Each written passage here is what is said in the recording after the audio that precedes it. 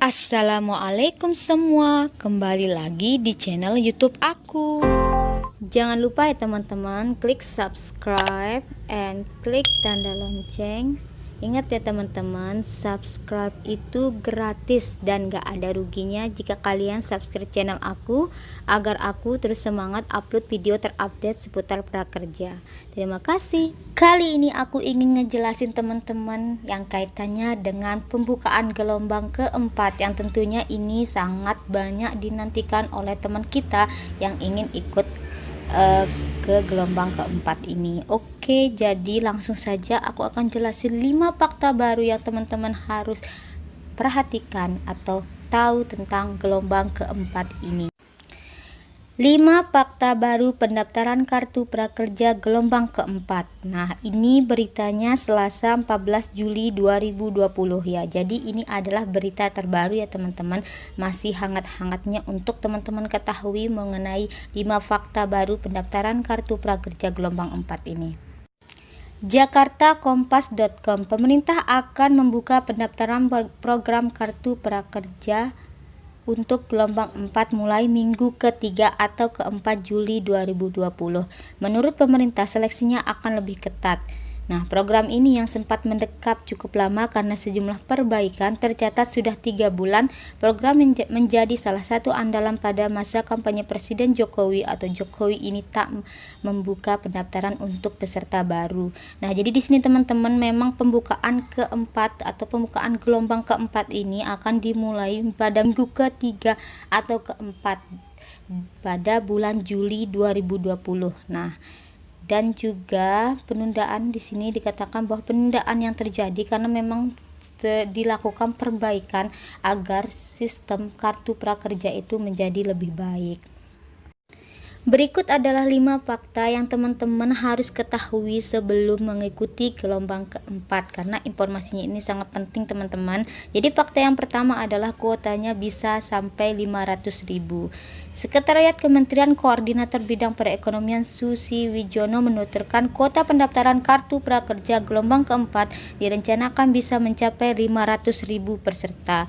Jadi di sini kuota untuk pembukaan gelombang keempat ini teman-teman sekarang bisa mencapai 500.000 peserta. Ini adalah jumlah paling banyak.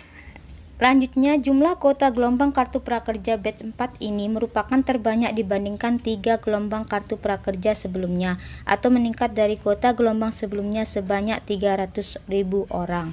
Nah, jadi memang terjadi peningkatan ya teman-teman, sebanyak 300.000 orang jika dibandingkan dengan gelombang sebelumnya. Gelombang 1, gelombang 2, dan gelombang ketiga. Memang kuota di gelombang keempat ini adalah kuota terbanyak. Fakta yang kedua adalah mulainya pelatihan offline. Pemerintah berencana akan memulai pelaksanaan pelatihan program kartu prakerja secara langsung atau offline. Nah, jadi teman-teman, di gelombang keempat ini akan dimulai pelatihan offline. Susi Wijono mengatakan pelaksanaan pelatihan secara offline akan mulai dilakukan pada Agustus mendatang. Langkah tersebut diambil seiring dengan pelonggaran pembatasan sosial serta action strategi yang dilakukan pemerintah. Pasalnya, selama ini pelatihan kartu prakerja dilakukan secara online atau dalam jaringan akibat pandemi virus corona atau COVID-19. Jadi memang akan dilakukan pelatihan secara offline teman-teman pada Agustus mendatang ketika situasinya sudah normal.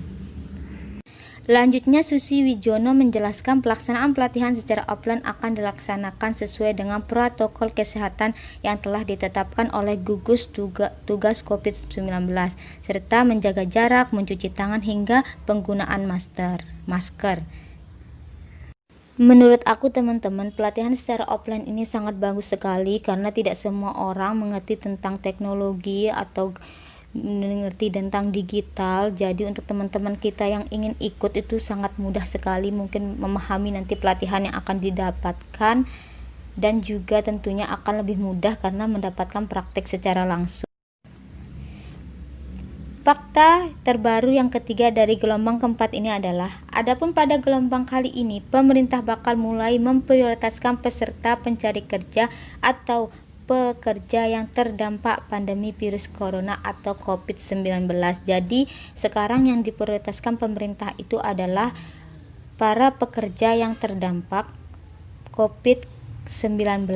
Jadi yang mereka yang kehilangan penghasilannya, mereka yang dirumahkan, seperti itu teman. Kemudian fakta yang terbaru keempat dari gelombang ini adalah uang insentif harus dikembalikan jika tak masuk kriteria. Seperti diketahui, Presiden Jokowi menekan peraturan Presiden atau Perpres nomor 76 tahun 2020. Aturan baru itu sekaligus merevisi Perpres nomor 36 tahun 2020 tentang pengembangan kompetensi kerja melalui program Kartu Prakerja. Jadi memang teman-teman, pemerintah sudah mengeluarkan Perpres ya nomor 76 tahun 2020 yang sudah aku jelaskan di video aku sebelumnya. Jadi teman-teman, untuk detailnya teman-teman juga bisa tonton kembali video aku yang kaitannya tentang Perpres nomor 76 tahun 2020 ini agar lebih paham. Lanjutnya di sini, dalam aturan terbaru Kartu Prakerja dilarang untuk mereka yang berposisi sebagai penjabat negara, pimpinan dan anggota DPR, aparatur sipil negara atau ASN, anggota TNI, Polri, kepala desa dan perangkatnya, direksi, komisaris, serta Dewan Pengawas BUMN atau BUMD. Jadi teman-teman, jika teman-teman termasuk salah satu ini, tolong jangan ikut ya teman-teman, karena teman-teman tidak memenuhi kriteria. Jadi teman-teman, aku saranin kalian perhatikan ini baik-baik sebelum ikut, agar tidak terjadi masalah di kemudian hari. Fakta baru yang kelima adalah pemalsu data bisa dipidana. Jika penerima kartu prakerja melakukan pemalsuan identitas atau data pribadi, manajemen pelaksana juga bisa melakukan tuntutan pidana.